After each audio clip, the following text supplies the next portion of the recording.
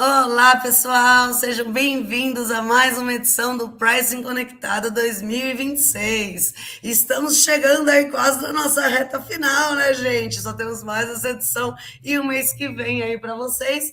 Mas, logicamente, né, gente, em outubro temos a nossa edição presencial aí, onde a gente vai contar com a presença de vários especialistas, né? Estamos fechando aí a nossa programação. Em breve a gente vai, né, divulgar ali para vocês, mas todos vocês já estão super convidados e a gente já abriu a nossa pré-venda, tá, pessoal? A gente vai mandar o link aqui no nosso chat com um cupom de desconto ali de 50% de desconto para você garantir o seu lugar aí no Price Conectado, nesse evento aí cheio, né? Um dia inteiro de palestras, conteúdos, né? Network com muitos especialistas e conhecer também vários, né, parceiros e soluções também aí para os seus negócios, tá, gente? Então, super conto aí com a presença de vocês, né? Principalmente quem estiver em São Paulo aí, vai ser um dia muito bacana. A gente está preparando um evento com muito carinho aí para vocês. Quem participou no ano passado, né, já sabe aí, né, que o evento é muito legal. E esse ano ele promete, viu, gente? Eu não vou dar muito spoiler para vocês, não, mas ele vai ficar muito bacana aí esse ano para vocês, tá, gente?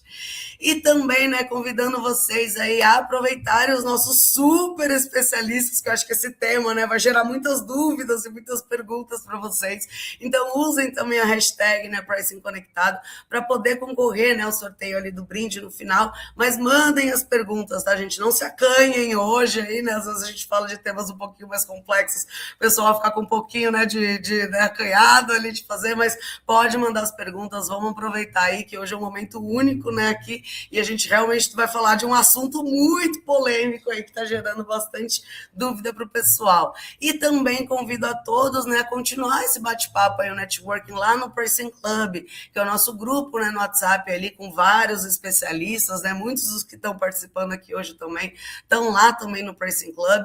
E lembrando também que todas as perguntas, né, que a gente não conseguir responder por conta de tempo, né, gente, a gente vai mandar também ali, né, as respostas, né, dadas pelos nossos especialistas lá dentro do Pricing Club para vocês, tá, gente?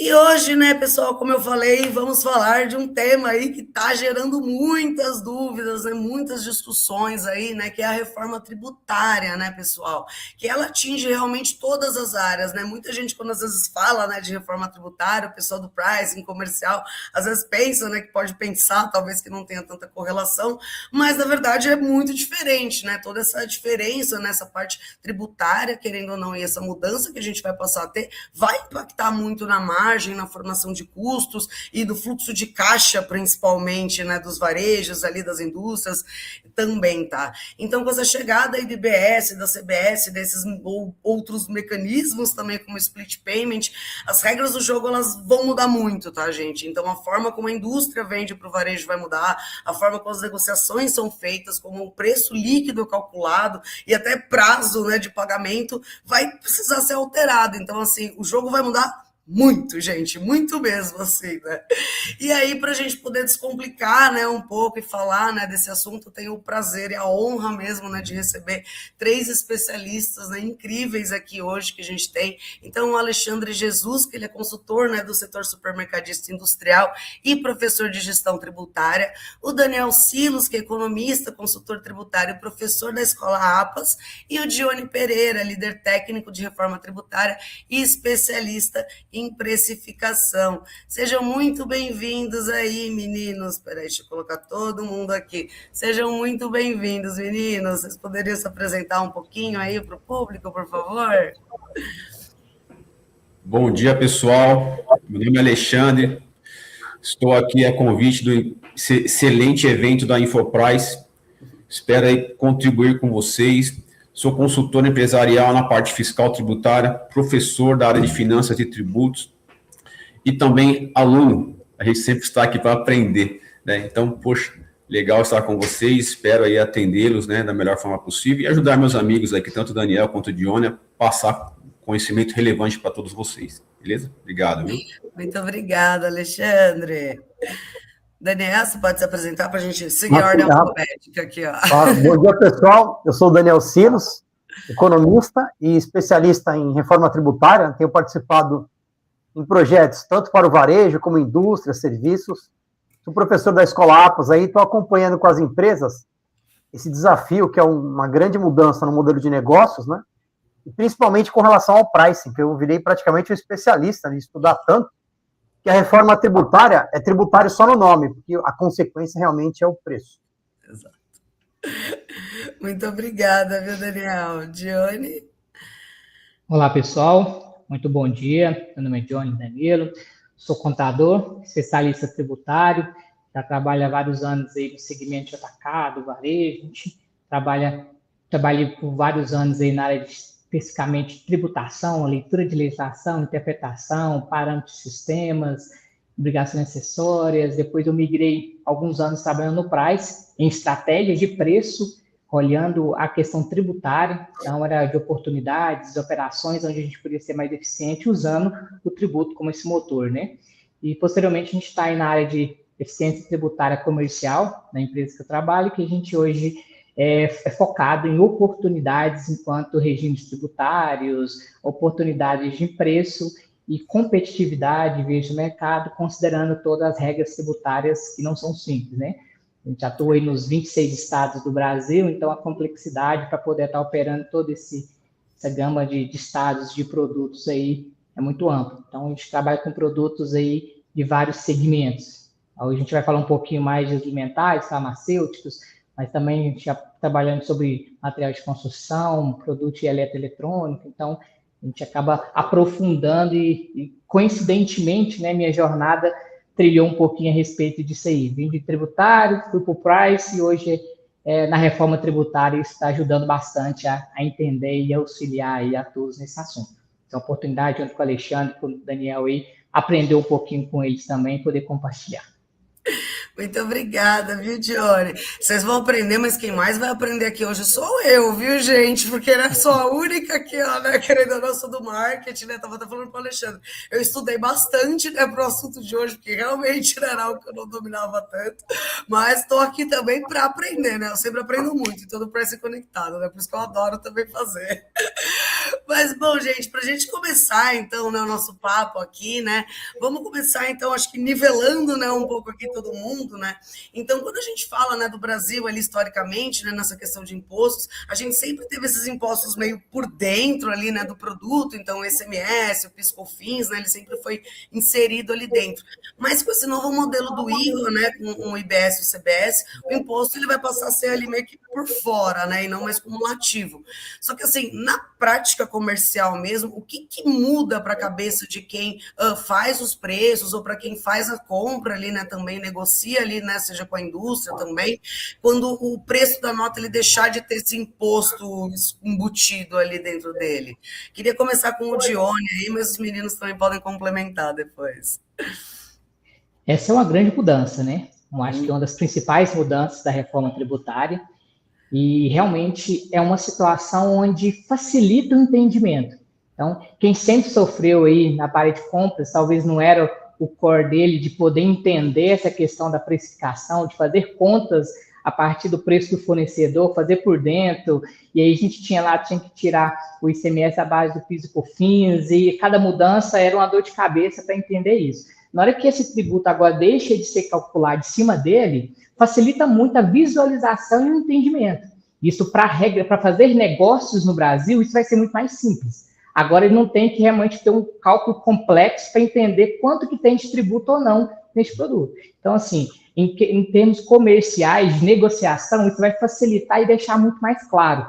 Então, muitas das vezes a gente tem dificuldade de entender por contas ou o jeito que cada empresa calculava fazer esse gloss-up, né, que a gente fala, esse cálculo por dentro que acontecia ali, agora ele ficando mais claro, mais evidente, separado, a gente não vai ter essas complexidades. Eu acho que isso, para ambiente de negócio, é excelente, né? E até muda, e falando do pricing, por exemplo, as fórmulas gigantescas do price talvez vão ser diminuídas, né? Então, todas aquelas fórmulas onde a gente tem que colocar o cálculo por dentro, fazer a exclusão ali do ICMS abaixo do PIS e COFINS, elas vão ser enxutas. Então, eu vejo como isso extremamente positivo, isso é uma mudança significativa, vai impactar os ambientes de negócio e, principalmente, eu acho que é o mais relevante também, olhando para a precificação, o entendimento. Fica mais fácil esse bate-papo com o comercial, com a indústria, com o cliente, em explicar. Porque a gente gastava horas, talvez, antes de entrar nos negócios, explicando o que era o preço. Então, acho que isso vai dar essa facilitada e a gente vai caminhar com muito mais segurança e mais tranquilidade, para ver, será que alguém está fazendo uma conta diferente? Será que está querendo pegar um pouco mais de margem minha? E a gente gastar um tempo lá tentando entender. Quando via, os dois estavam certos. Era uma forma de calcular o glossário, algo assim. Então, acho que o ambiente de negócio muda muito comercialmente e os sistemas do pricing agradecem. E um grande ponto também, o Dione, é que você comentou, né? A gente antigamente tinha que descobrir o custo que estava intrínseco naquela operação, né? Mercadoria interestadual, base de cálculo reduzida, incentivo, né? Hoje vai ficar, a gente chama de custo limpo. Então, haverá essa possibilidade de a gente ter a visualização, né, mais tranquila e mais fácil, né, para a gente mensurar a nossa margem, né? Então, é realmente uma nova fórmula, né, uma nova situação que está nascendo aí nas possibilidades de negociação do price, né? Exatamente. Bacana, meninos.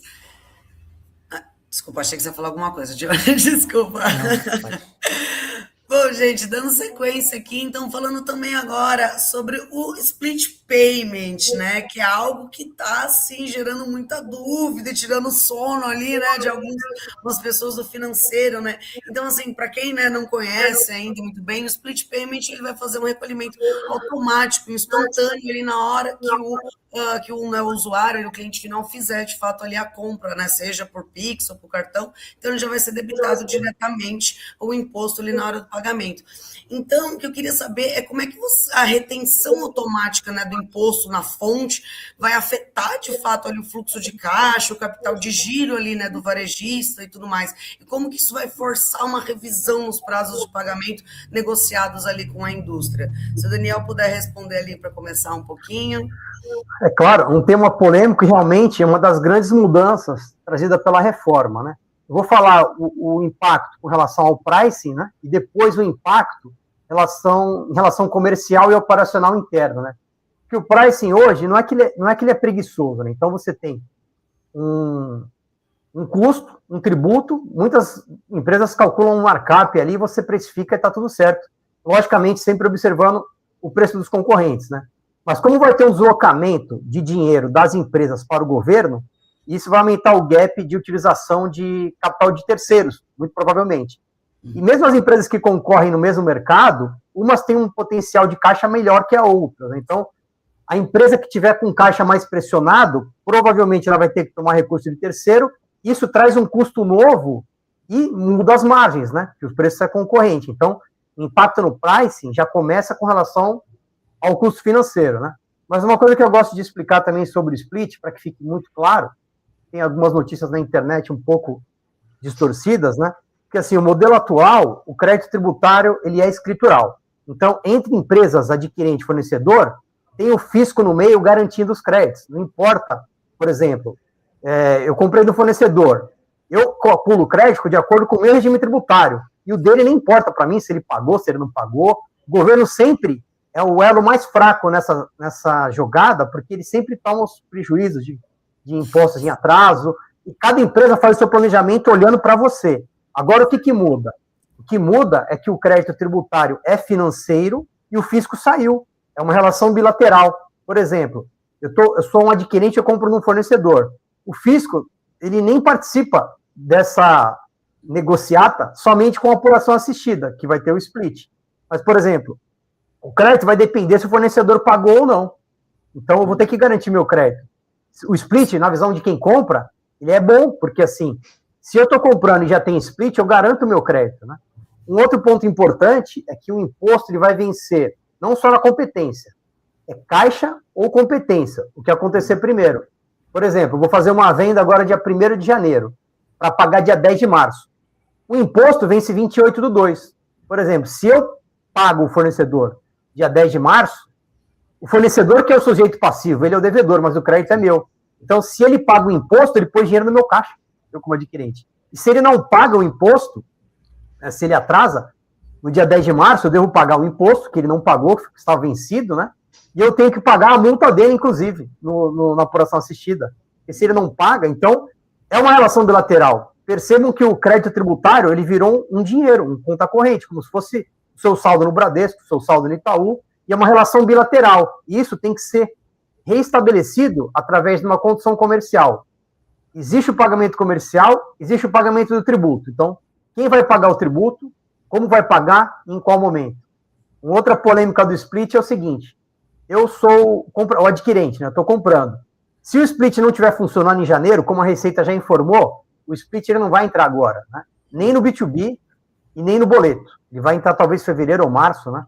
Mas não significa que não vai ter impacto de caixa, porque o RAD nada mais é do que o split manual. Então, se eu estou comprando, eu tenho que primar para absorver meu crédito tributário. Então, eu vou ter que ter um mecanismo interno na área de compras ali para garantir meu crédito. Então, um procedimento a mais, é um controle a mais.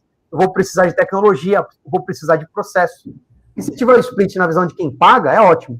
Agora, quando eu recebo, se eu vender para alguém, para mim é melhor que não tenha o split, porque daí eu recebo o dinheiro integralmente e eu pago quando vencer o tributo, né? Se eu tiver caixa, se eu tiver dificuldade, eu vou dar uma inadimplência no meu cliente. Então, percebam que é uma relação bilateral, né? E uma outra polêmica aqui, até para esclarecer sobre o split, é que, assim, vamos supor, a partir do princípio que a alíquota seria 28, né? Mas o ano que vem é só CBS. Então, quando eu sou adquirente, eu sou um varejo, sou um supermercado, sou uma farmácia de varejo, nas aquisições 28, né? De acordo com a alíquota padrão. Só que na venda, o governo não vai poder cobrar 28 do varejo. Se ele fizesse isso, ele ficaria com recurso acumulado. Então, para o varejo, o governo vai verificar cada atividade, ele vai definir uma alíquota de split para que não fique represado o recurso. Por exemplo, supermercado 6%. Então, lógico, no dinheiro não vai ter retenção nenhuma. No Pix ou no cartão, vai ter em algum momento, mas não entra tudo de uma vez. Aí eu vou ter uma retenção ali, como vocês dizem, retenção, né? Mas não é 28. Se fosse 28, eu sempre estaria com saldo credor para restituir. Eu tenho que ficar devedor. Então, o objetivo da reforma é também, né, que o governo evite a sonegação e inadimplência e também receba antes, lógico, para o governo é ótimo, né? Mas também não fique com recurso para devolver. Vai ter devolução, vai ter ressarcimento, né? Mas acho que o split aí realmente são vários temas polêmicos, mas essa é a minha visão que eu penso com relação ao impacto no pricing e no impacto aqui operacional interno. É legal, Daniel, que você comentou, porque para de ser um crédito tributário e vira um crédito financeiro, né? E uma coisa que é relevante é que se o seu fornecedor não honrar com os débitos tributários dele, você não vai tomar crédito do teu imposto de aquisição. É isso que o Daniel comentou. O que algumas empresas estão já visualizando? Compro com você, sei que você não está pagando o seu tributo, só que eu preciso do seu crédito.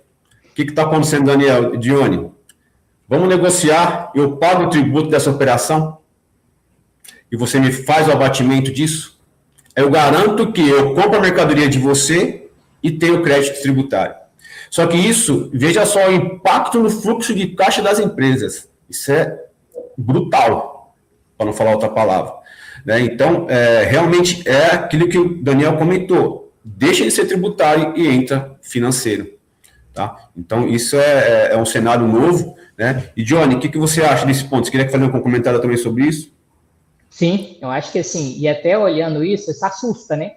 Primeiro momento, quando vê o empresário, e a gente vê muito no mercado, falando, a partir de janeiro de 2027, minha vida mudou, estou vendendo aqui no varejo, vou começar a ter menos dinheiro em caixa. E aí, só chamando a atenção que o Daniel também comentou, o pessoal que vende varejo B2C, isso não vai entrar agora. Então, isso não tem que ser olhado, mas não é o foco principal. As operações vão ser entre B2B, e aí vai ser operações especificamente aí com TEDs, boleto, PIX, transferência às mesmas instituições financeiras. Então, assim, o que a gente ficar atento agora para iniciar, também levando esse olhar, a gente não vai ter essa do B2C, porque no B2C, imagina a gente vendendo aí o mercado. Como o Daniel falou, o cara ali passou o PIX na hora, ele vai reter o valor. Então, isso assusta, porque você vai ter menos dinheiro de caixa, você não vai conseguir trabalhar, mas nisso não tem que deixar de ser olhado. Por mais que não entre agora, esse caminho é tão grande, o buraco, a gente fala, é tão grande, como o Alexandre comentou, que não dá para esperar, não, agora eles anunciaram que vão começar. Quando você for começar a olhar para isso, realmente você vai estar aí já bem atrasado e ter muita dificuldade para fazer isso. E aí fala-se, né, muito, e eu acho que acredito também, que há uma nova volta, né, do cheque e do dinheiro, né? Quem hoje anda com dinheiro com cheque? Isso é verdade. Então, assim, há no mercado muito forte que, para fugir, assim, a gente entende como que o brasileiro é criativo para algumas situações. A gente fala que vai ser a volta aí da parte do split, vai ter a volta do cheque e a volta aí do dinheiro vivo mesmo. Só um comentário sobre isso, eu não quero frustrar a expectativa do empresário, né? Mas, por exemplo, só para vocês terem uma ideia, hoje 10% das transações brasileiras são em dinheiro, 90% são eletrônicas, então é pouco. E quem fabrica dinheiro? O governo. Vamos supor que você está numa cidade, existe uma demanda por cédula de 100 mil reais por dia, que é o estoque que está nos bancos. O governo não vai fabricar dinheiro, porque fabricar dinheiro produz inflação também. Então, assim, vai ter procura por dinheiro? Vai. Só que não vai ter dinheiro disponível. Então, por exemplo, não adianta nadar contra a correnteza. A gente tem que entender os objetivos do modelo novo e se adaptar, né? Então, o empresário fala assim, vou usar dinheiro. Só que vai ser diferente. Não vai ter disponível para todos moeda, cédula. Quem fabrica é o próprio governo, ele vai controlar isso, né? Então, eu recomendaria contar isso como um plano D, né? Porque o plano A é ele reestruturar as suas negociações comerciais e seu novo fluxo de caixa para se adaptar, né? Sem dúvida, sem jeitinho, né, gente? É exatamente como o Daniel falou, vamos parar com jeitinho, mas é um olhar que o mercado vai acontecer e vocês têm que ficar atento. Então, igual o Daniel falou, não vai ter dinheiro disponível, o cheque, ele vai ter que ir para o banco alguma hora, o cheque vai rodar, então, assim, a gente precisa estar bem atento a isso para que a gente não caia nesses fake news. Que no final, desculpa, no final, eu vou falar um jeitinho brasileiro, que as empresas têm que tomar cuidado quando você compra. Assim, não vou falar agora para o pessoal ficar até o final. Porque no split, eu não tenho esse comentário para não. O jeitinho que pode ser dado, mas assim, lógico que é algo fora da lei, entre aspas, né? E que tem o risco de ser pego pelo fisco. Mas é o que pode acontecer agora. Mas depois eu falo, para você garantir o crédito. Obrigada, Daniel. Mas eu acho que também, assim, até complementando o que vocês falaram, esse uso de dinheiro, cheque, eu acho que isso também é uma barreira cultural. As pessoas não estão mais acostumadas, né, a usar isso e querer, né, dar preferência para isso, pode também ter esse entrave cultural, né? Eu viro e mexe brinco, né? Outro dia uma amiga minha tirou uma nota ali, eu falei, nossa, o que é isso, dinheiro, né? Negócio impresso, a gente já nem lembra mais como é que usa, né? Como é que usa, como é que faz. Mas é uma possibilidade, né? É uma Sim, possibilidade, né? Lógico que a gente não é um retrocesso, né? Mas o governo está de olho nessa artimanha, tá, gente? Então, ele está de olho nessa artimanha. Ele está tentando, né, verificar o que está acontecendo, né, com relação à movimentação. Isso que a gente está discutindo aqui, né, eles discutem internamente também com setores industriais, né? Mas o setor de transporte de dinheiro aí vão ficar antenados. É bom mesmo. Bom, meninos, vou trazer uma pergunta aqui do nosso público, tá? O Ronaldo Abreu Júnior, ele perguntou se a partir de 2007 já existe uma normativa sobre como serão apresentados os preços ao consumidor. Se eles vão ter que mostrar o preço base, imposto, o preço final ali para ele. Imagino que, né, na nota fiscal ali para ele, ou talvez na gôndola. Como que estão as regras, né, em relação a isso? Eu falo, assim, não tem nenhuma regra que determine isso, até porque a reforma tributária completa é só 2033, que teremos 100% imposto por fora, né? Então, não teria como fazer isso agora, né? E também não tem nenhuma lei que está preocupada com isso agora. Eu acho que futuramente a ideia é que as empresas negociem preços líquidos. Você comprar um produto de 12.800 e a alíquota é 28, você sabe claramente que o preço líquido é 10 e o tributo, você consegue visualizar isso na reforma, né, completa. Hoje é impossível esse olhar aí, é impossível fazer um cálculo. Mas é interessante, pode falar. Alexandre, é interessante essa pergunta, porque algumas discussões também, que é a percepção do cliente, né, a gôndola, que hoje a gente compra um produto lá, ele está R$50, e eu vou passar no caixa, ele é R$50, mas os impostos já estão embutidos dentro do preço, né? Na que a gente fala que está um cálculo por fora, e aí a gente vê muito o exemplo que a gente está dando, a questão mesmo dos Estados Unidos, onde você, na gôndola é um preço, você passa no caixa, é o preço mais os impostos. É isso que aqui vai se tornar. Então, assim, e a normativa desse preço de gôndola já não é tributária, né? Aí é o Código do Consumidor. Então, eu acredito que com o tempo isso vai ter uma adequação, do Código do Consumidor, indicando qual que seria a situação. Mas a gente tem a questão cultural, né? Quem hoje chegar lá na gôndola, pega um determinado produto, um vinho lá, sei lá, com 20, 50 reais ali, ou um produto, e eu vou no caixa, não, deu 63. Não vou pagar não, estava lá 50. Então, assim, a gente tem uma questão, eu chamo o PROCON, vamos ver, tá errado. Então, assim, há uma discussão... No curso do price, assim, nas discussões de price estão isso. Cara, a gôndola como vai ficar? Como vai ficar essas etiquetas de preço e as eletrônicas? Vamos ter um mais outro, mas ainda não há uma definição. Então, a legislação tributária não vai determinar isso, porque não é a função dela. É isso quem vai determinar é a regulamentação de mercado. Então, é isso que a gente vai aprofundar. Mas interessantíssima essa pergunta e já está sendo discutido, tá? Isso nas empresas aí já está sendo bastante discutido como apresentar, né? Não só na etiqueta, mas também nas vendas online. Nós estamos falando de todo tipo de venda. Ou oferta um preço para o representante que seja, ou indústria atendendo varejo, atacado, qual o preço que ele vai passar? Qual que é o preço que vai ser conversado, né?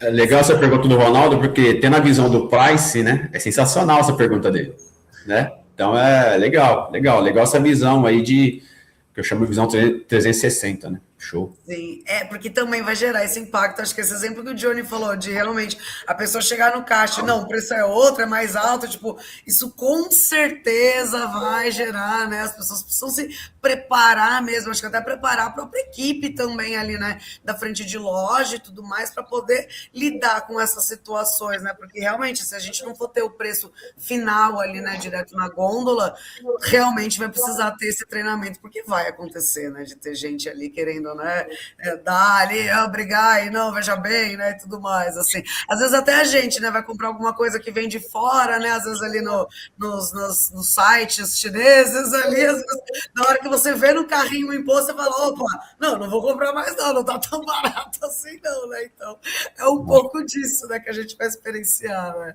Show. Natália, tem uma pergunta que eu vi aqui no chat. Claro. Eu gostaria de responder, se você me permitir. Pode falar, qual delas? A Ana Rita perguntou para mim, inclusive, com o fim do PIS/COFINS de 2026, o que você entende que as empresas devem estar atentas e como você está orientando seus clientes? Pergunta interessante. Obrigado, Ana Rita. PIS/COFINS acaba esse ano, tá? O prazo dele é dezembro de 2026. O que eu estou falando com os meus clientes? Vamos fazer uma varredura nesse PIS e COFINS dos últimos 5 anos, 60 meses. Por quê? Caso exista algum tipo de situação que você deixou para trás, algum crédito tributário que ficou para trás, você tem que lançar ele na sua escrita fiscal até dezembro. Se você não lançar esse crédito até dezembro, você abriu mão do crédito tributário. Se você lançar esse crédito de PIS e COFINS até dezembro, você pode, inclusive, utilizar esse crédito para a CBS.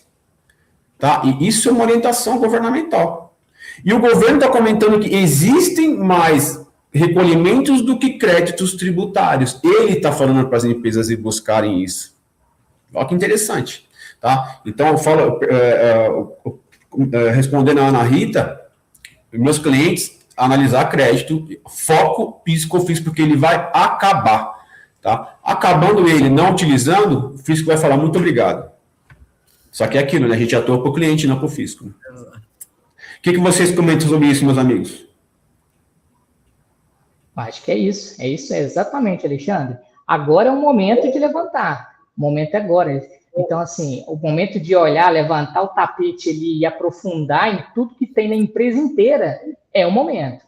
Depois, perder essa janela, realmente, a gente vai ter muitos créditos que não vão ser aí, possíveis de aproveitamento. Então, acho que estou muito em linha com você e é o que a gente tem feito e é o que é o ideal neste momento.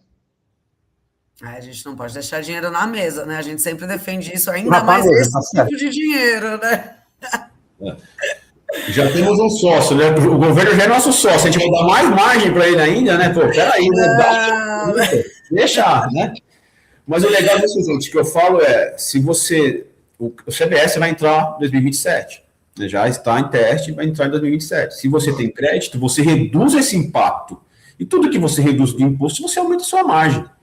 Né? Agora, entre o CBS, se você não toma crédito, o que vai acontecer com a sua margem? Já vai ser apertada, vai apertar mais ainda, né? Exato. Eu acho que isso é algo muito importante, né? O varejo, no geral, realmente não tem uma margem muito alta, né? A gente não pode comprometer ainda mais ela, né? Ainda mais com, né, custos ali de imposto, né? Vamos desidratar, vamos colocar uma mãozada aí nessa CBS aí, não dar uma reduzida nesse. Bom, meninos, dando continuidade aqui ao nosso roteirinho, né, as nossas perguntas aqui, pessoal, já chamo mais de vocês, tá?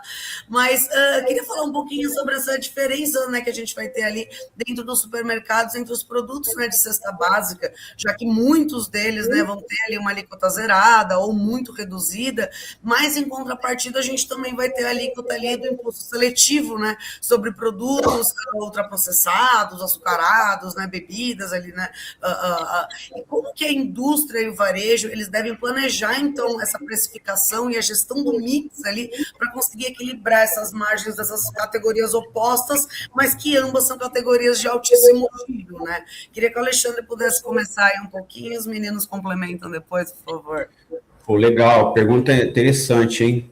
Cesta básica, gente, um dos itens que mais vendem em mercados, né? Gera o quê? Gera fluxo de pessoas dentro de lojas, dentro de supermercados. E está chegando agora algumas situações onde existe a incidência do imposto seletivo. Esse imposto seletivo é justamente para onerar o que é prejudicial à saúde. Itens extremamente açucarados, né? Altos em gordura, bebidas alcoólicas. Lógico que a bebida alcoólica não está na cesta básica, mas o imposto seletivo vai afetar isso. Fumígeros, né? Os tabacos, os derivados. Então, o imposto seletivo, ele vai chegar e vai impactar fortemente aí a carga tributária desses tipos de mercadoria. Vamos ter o quê? Alíquota zero, né? E alíquotas reduzidas. Né? Então, sabendo que esses itens, eles passarão, né? Os itens da cesta básica passarão a ter essa situação, hoje, o que tem que ser feito? Verificar os itens que estão na cesta básica, verificar a classificação fiscal dele, verificar o que tem alíquota reduzida, o que tem alíquota zero, para você mensurar o impacto disso na sua margem, tá? E uma coisa interessante que eu estava até discutindo com a Natália antes daqui da gente começar, né? Os itens da cesta básica, gente, o preço é definido pelo mercado, né?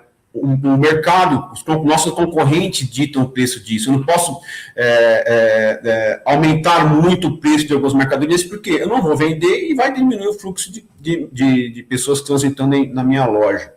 Né? Então, o que é o cenário que nós estamos comentando hoje? Temos uma mercadoria que tem um preço de venda. Temos um custo dessa mercadoria, no meio está a nossa tributação e nossa margem.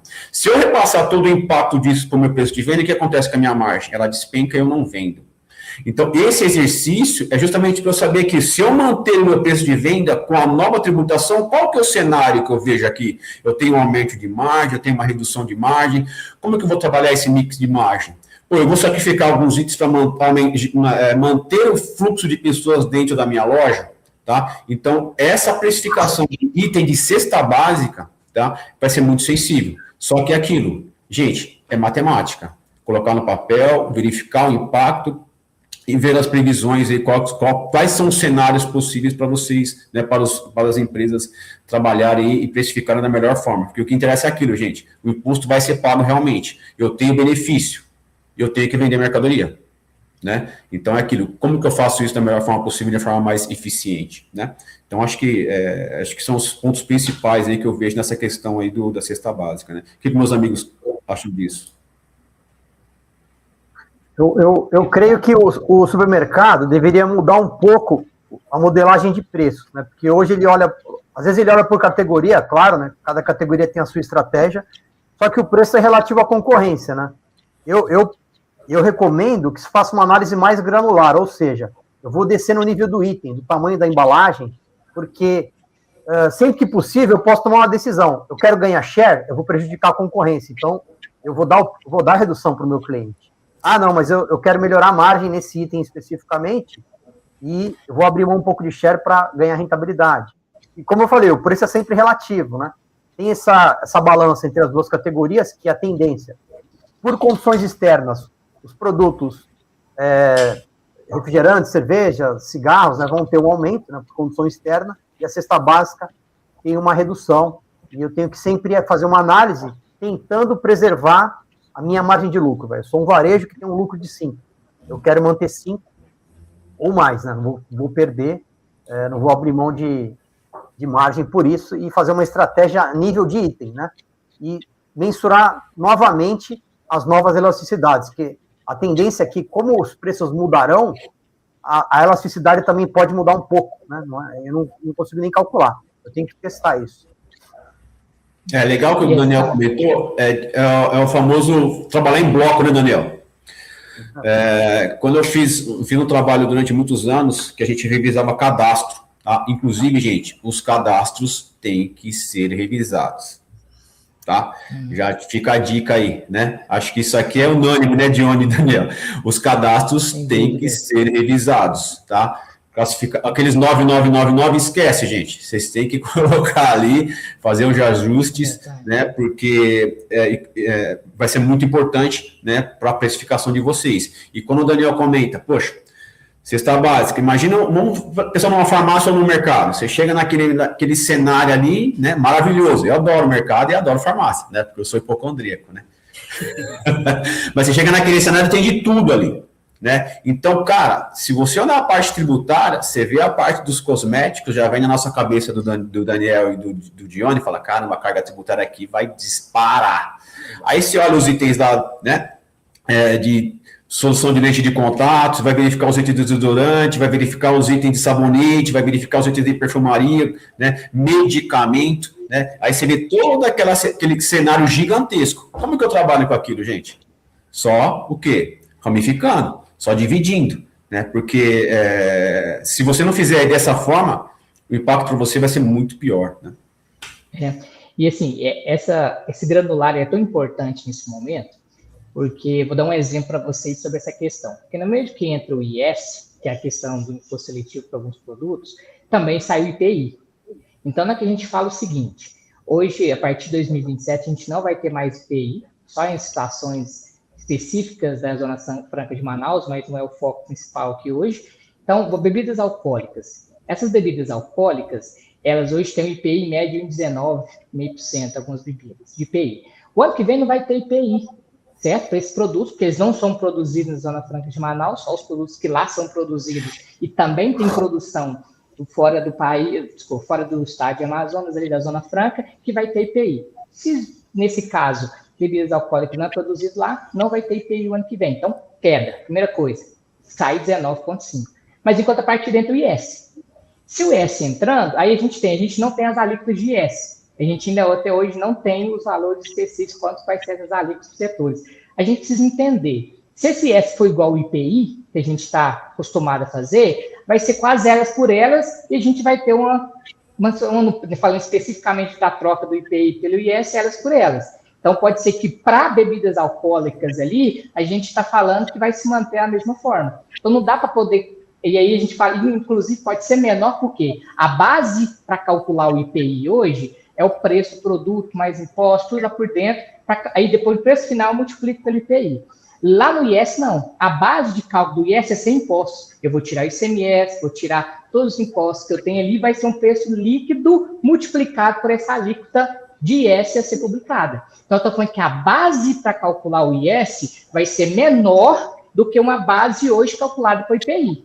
Nesse contexto, a gente está falando que pode ser produtos que na hora que eu coloco o IS ali, pode ficar mais barato. Então, assim, por isso que... Mas tem outros que pode ser o contrário, pode explodir com valores mais altos. A gente pegar bebidas açucaradas, os sucos ali, tem um IPI de 2,6 em média. Se eu pego 2,6 e se o IS vier semelhante ao IPI, que eu acho difícil, se está criando imposto, que é para desestimular, eu entendo que vai ser um pouco mais alto. Então, aí sim, nesse daqui eu vou aumentar o IS, esse preço vai subir. Mas se a bebida manter, a gente está falando que pode ter, talvez até ter redução. Por isso que, compartilhando e considerando que o Daniel e o Alexandre falou, tem que ir por item. Não dá mais para fazer uma simulação, uma análise genérica, que eu vou olhar para a categoria, né? Porque dentro da categoria tem particularidades, E eu falei de um caso aqui, tem bebidas, por exemplo, que é zerada, tem outros que é maior ou menor, como é que eu vou pegar essas bebidas aqui, por exemplo, e colocar o IS que vai ser? Então, assim, Vamos simular. E uma dica, gente, não tem alíquota, o que eu faço? Simula.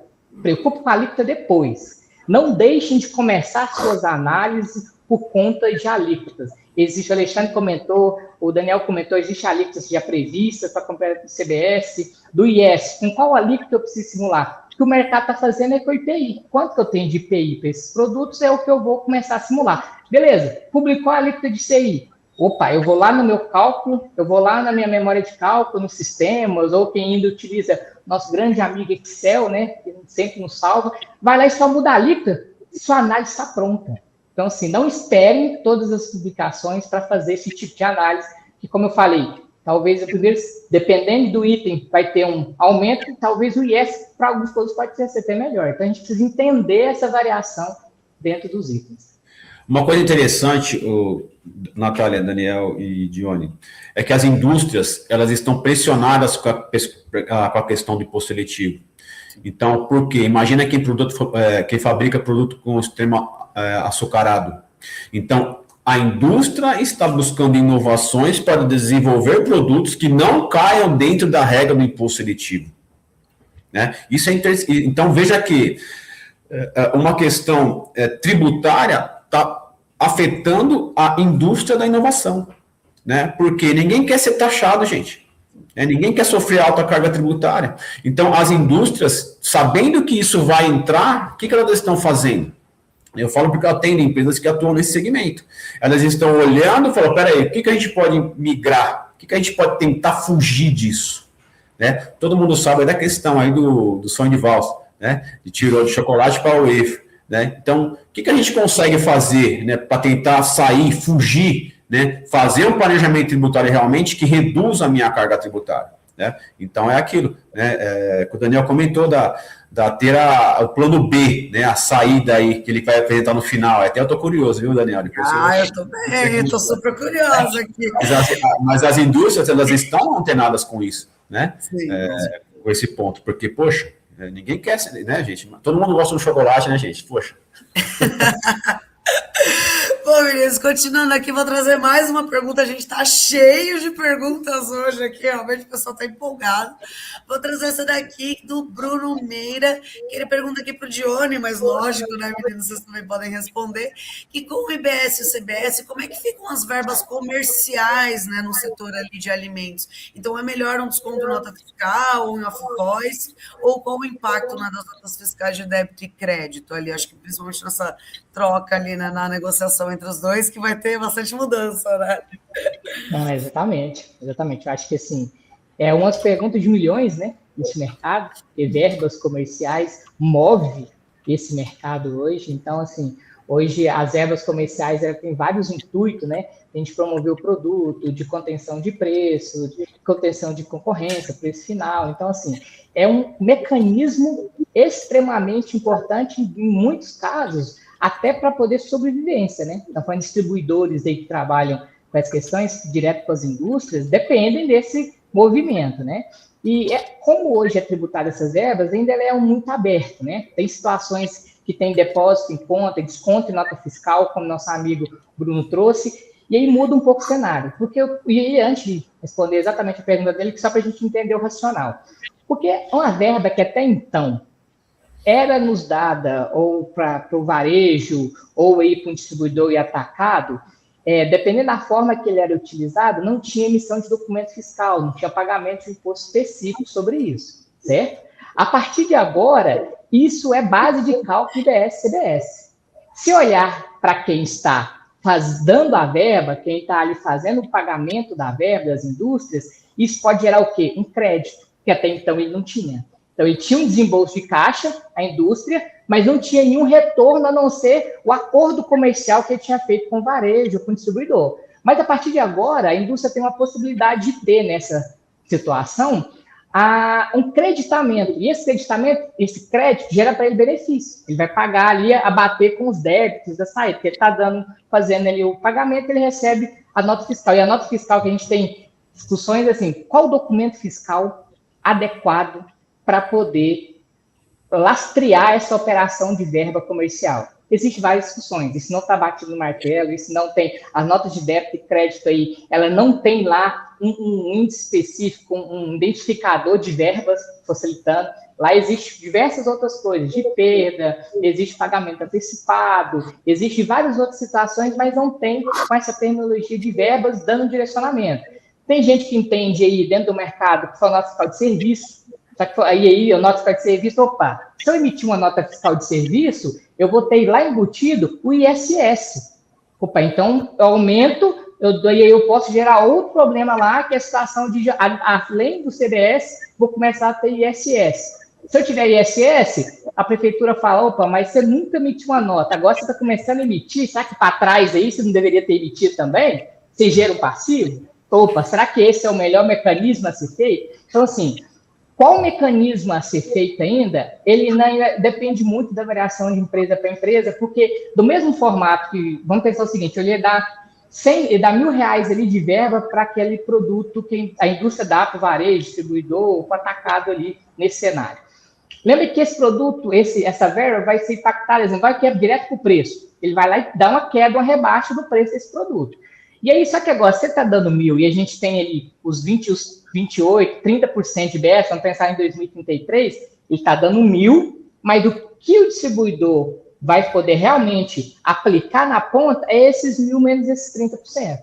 Por quê? Porque já não é mais o valor integral, porque ele vai ter que pagar o imposto, emitindo o documento fiscal, que aí, como a gente falou, o crédito agora ele é um crédito financeiro, então a indústria vai ter esse crédito, mas ele vai ter menos dinheiro para usar na ponta. E aí a tendência é que se eu não tenho R$1.000 para descontar, agora eu tenho 1.000 menos 30%, eu estou falando que meu preço vai ficar mais caro. A indústria falou, poxa, e o share disso?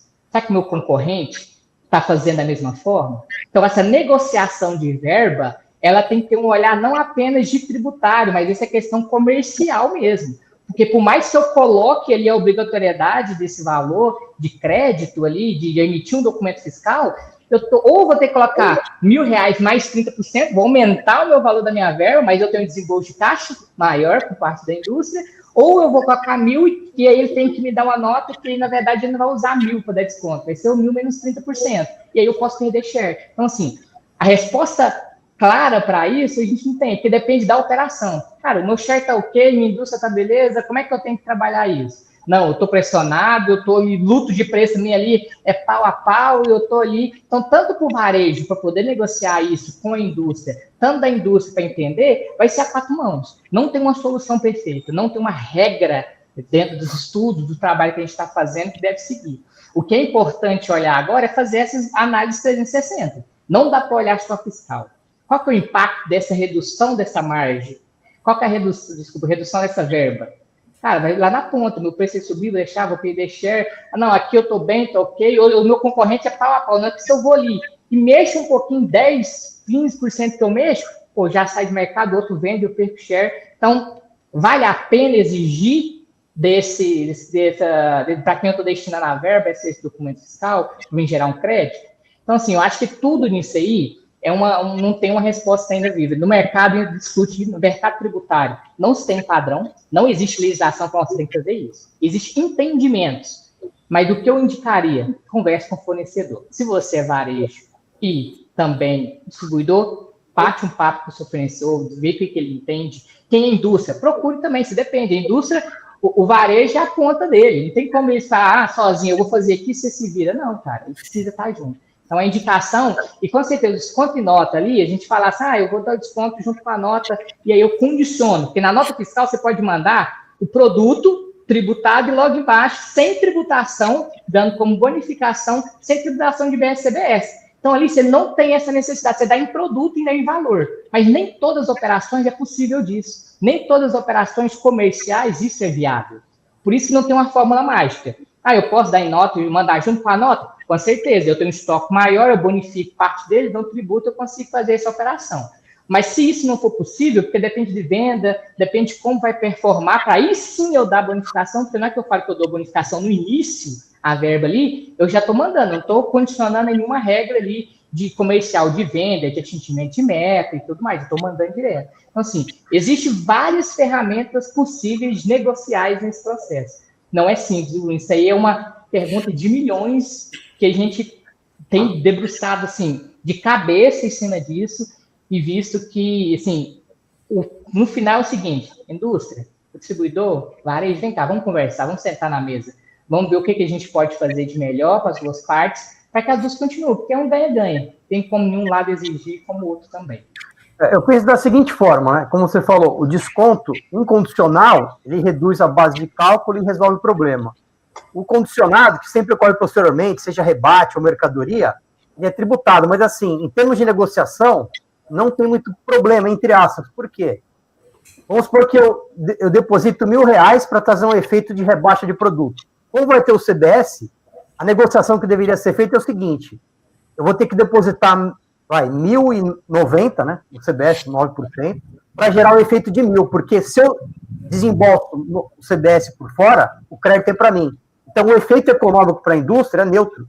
Se você fizer um bom acordo comercial, você consegue neutralizar esse problema, porque daí o varejo recebe dinheiro a mais, ele vai dar o crédito para a indústria, então equilibra. O problema é documentar, porque na reforma não tem mais dinheiro solto, então vai ter uma nota de débito, vai ser um evento dentro do documento fiscal, tem essa possibilidade do acordo de marketing, que é uma nota de serviço, que o Dione comentou, mas assim, até o final do ano já vai estar regulamentado, porque o governo, ele criou a lei já prevendo que eu quero tributar a bonificação condicionada. Então, esse é fato, não tem como fugir. Então, vai ter um documento eletrônico para lastrear, vai dar mais trabalho do que o acordo. Mas se eu sou um varejo, eu não negocio isso com a indústria, eu como bola, ele vai se aproveitar, ele vai depositar os 1.000 e ainda vai tomar o crédito. Então, se o varejo estiver atento, ele vai negociar com a indústria e ele neutraliza esse efeito. Ao meu ver, seria isso. Um ponto aí que está intrínseco na sua fala, Daniel, são os contratos comerciais. Tá? Os contratos comerciais, eles vão ter que ter uma previsão um pouco maior do que já existe hoje. Tá? Então, porque caso fique algo para trás, fala, amigo, não está no contrato? Tá? Então, as negociações comerciais, a parte... Então, veja que a gente está falando de uma questão tributária, mas que envolve a parte contratual. Né? Então, isso vai impactar aquilo que eu comentei com vocês. Né? Cesta básica, tributo, indústria, açúcar, né? Contratos comerciais, verbas de participação, né? Verbas de marketing, como que a gente vai fazer isso? Isso é tributado, não é? Qual que é o impacto para mim? Né? Então, isso tem que estar revisto também, né, como comentado com o Daniel e pelo Dione, nos acordos comerciais, nas questões contratuais. Então, é aquilo que eu falo do análise 360. Bacana, meninas, muito legal mesmo ouvir aí. Infelizmente, a gente está chegando já quase no final aqui, né? A gente já tem 1 milhão de perguntas aqui para responder, mas como eu falei, né, gente, esse assunto a gente podia ficar o dia inteiro aqui falando, né, que ia ter tema. Mas, gente, para a gente encerrar aqui nessa rodada aí, queria que vocês falassem, então, né, para o gestor comercial, de pricing, fiscal, que está aqui assistindo a gente, né, seja da indústria, do varejo, mas que está sentindo que talvez ele está um pouquinho atrasado ainda, né, na implementação aí para se preparar para a reforma tributária. Qual entrega assim concreta que vocês entendem que ela deveria ser concluída nos próximos 90 dias aí, né, até o final do ano, para reduzir os principais riscos comerciais e tributários aí com a entrada aí, com as mudanças que vão, né, ser iniciadas principalmente a partir do ano que vem? Que eu falo? Assim, a meu ver, né? Resumindo aqui. Para contar para a gente, hein, Daniel? Eu vou falar rapidinho também. A meu ver é o seguinte: o pricing ele tem que estar mais integrado dentro da empresa. Não é a culpa do pricing. Tá? Os departamentos hoje trabalham separados, então a empresa precisa integrar todos os departamentos dentro de um único projeto. Porque o pricing não é mais o tributo é fixo, depois eu precifico. Eu tenho que olhar minha cadeia de fornecimento, se eu consigo tomar crédito ou não, se eu estou automatizado, negociar a partir do preço mais líquido.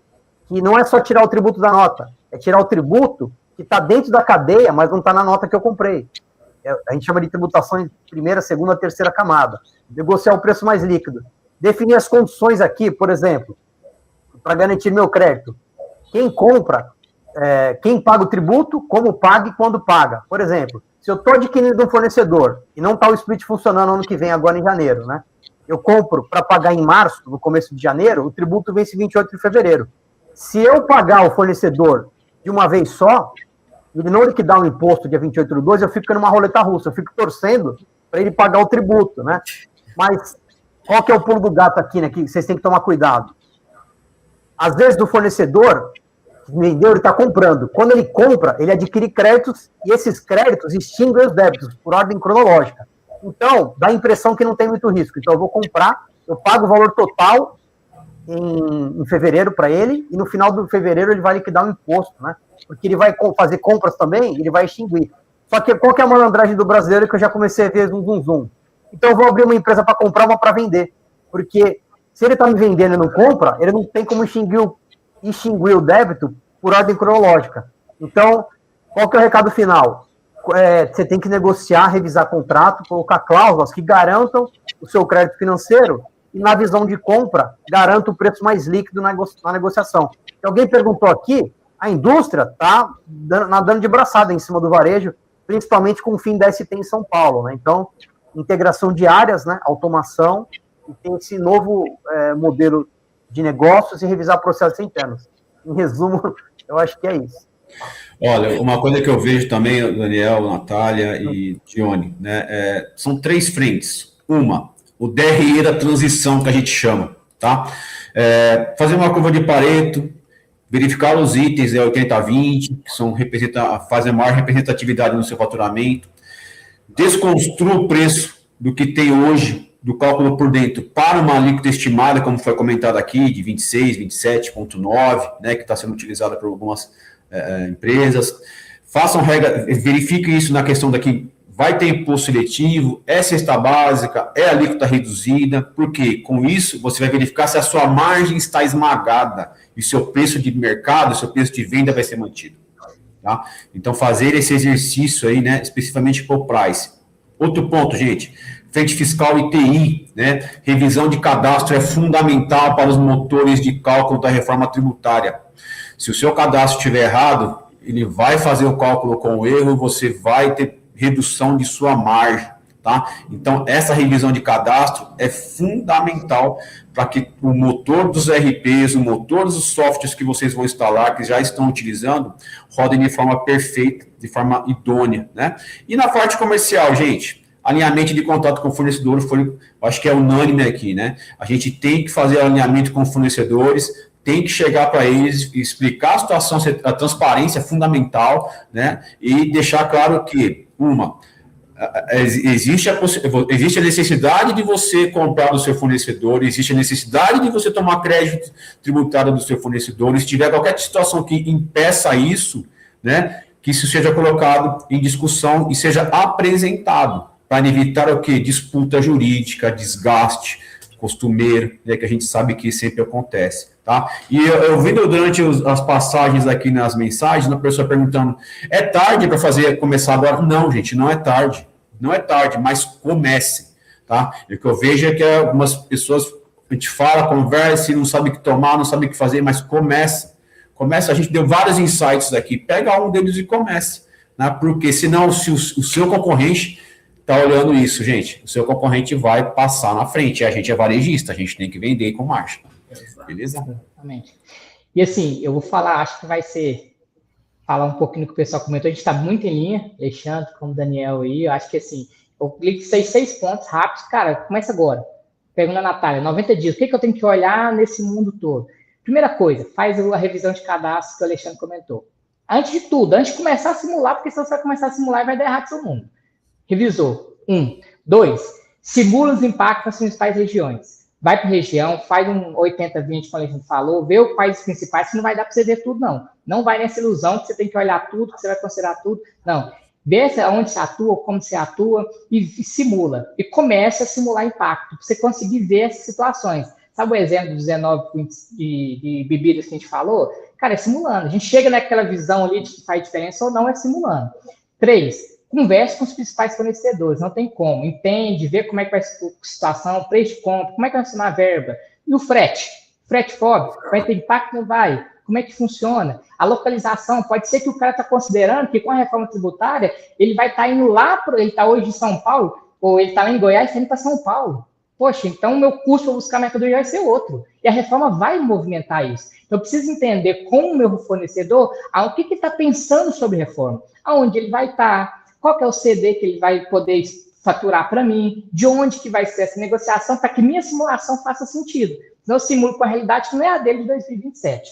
4, mapear todas as despesas que até então a gente tem crédito e eu não posso tomar. Eu tenho despesas que vão ser possíveis ser tomadas. Beleza, eu mapeei, porque isso me dá uma saudabilidade para mim que eu vou ter mais crédito. Mas do outro lado também tem despesas que eu tenho, e aí eu tenho despesas que eu faço, situações que eu vou ter aí, receitas que eu tenho, que até então eu tinha receita, mas não tinha cobrança de imposto. Pode dar um exemplo? Aluguéis. A gente tem aluguel aí que eu só alugo, eu tenho um CD, desapropriei ele, aluguei para alguém, e agora estou utilizando um outro, e aquela receita está entrando, vai começar a ser tributada. Opa, então, o Alexandre falou, esse DRI aí tem que conter todas as novas despesas, novas receitas desse crédito e débito.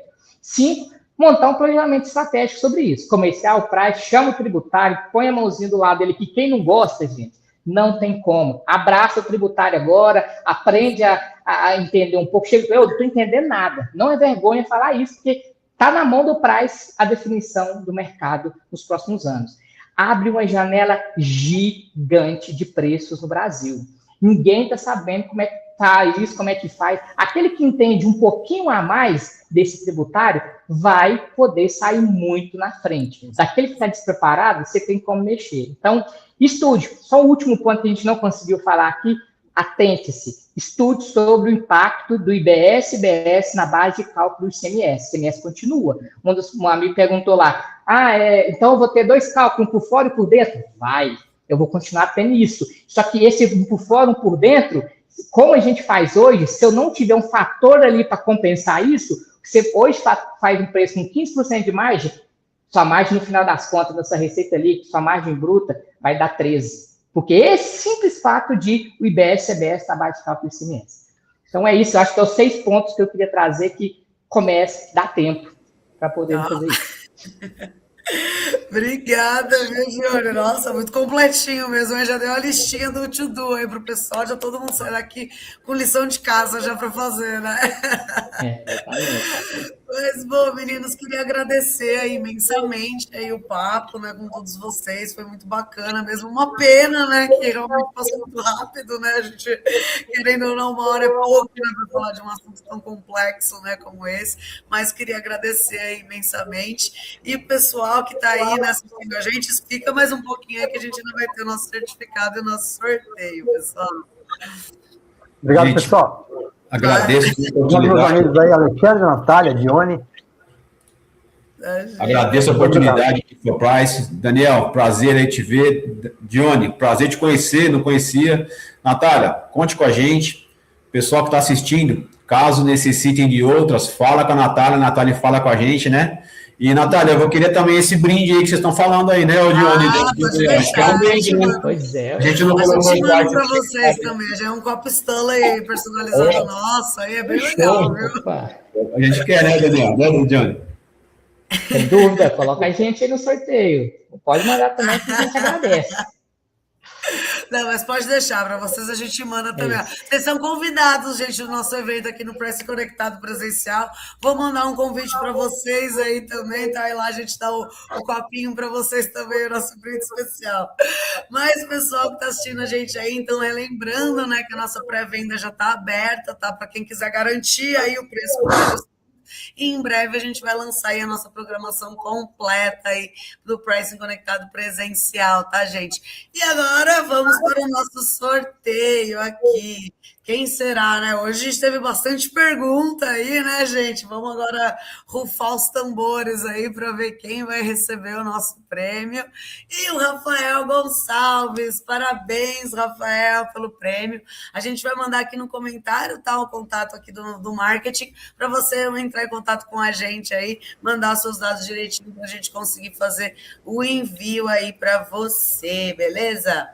E, pessoal, lembrando, então, né, que todo esse monte de perguntas que a gente recebeu aqui, a gente não conseguiu responder a tempo, a gente vai mandar as respostas lá no Pricing Club, tá? E a gente convida vocês aí a participarem, fazer parte aí desse grupo no WhatsApp aí, com muito networking. E também, gente, convido vocês para a nossa próxima e última edição, né, online do ano, que vai acontecer no dia 9, né, de setembro, a partir das 10h30, onde a gente vai falar sobre o novo carrinho de compras, reformas, né? O comportamento do consumidor saudável. Eu acho que até o que a gente estava comentando aqui, né, das indústrias estarem criando produtos mais saudáveis para sair da parte dos ultraprocessados, também vai de encontro, né, com um comportamento novo agora de um consumidor que, né, consome mais proteína, consome mais coisas saudáveis, né, e o mercado está se moldando bastante para isso, e a gente vai falar um pouquinho desse tema aí no próximo mês. E é isso, pessoal. Agora, por fim, né, a gente aí convida vocês a emitirem o certificado de vocês aí, espalharem a palavra do pricing aí, da reforma tributária também, nesse caso aí, pessoal. E é isso por hoje, viu, gente? Super obrigada, tá? Agradeço a presença de todos novamente, para quem ficou com a gente aí até agora, e a gente se vê no mês que vem. Super obrigada de novo, meninos. Tchau, tchau. Tchau, tchau. Obrigado aí. Bom dia a todos aí.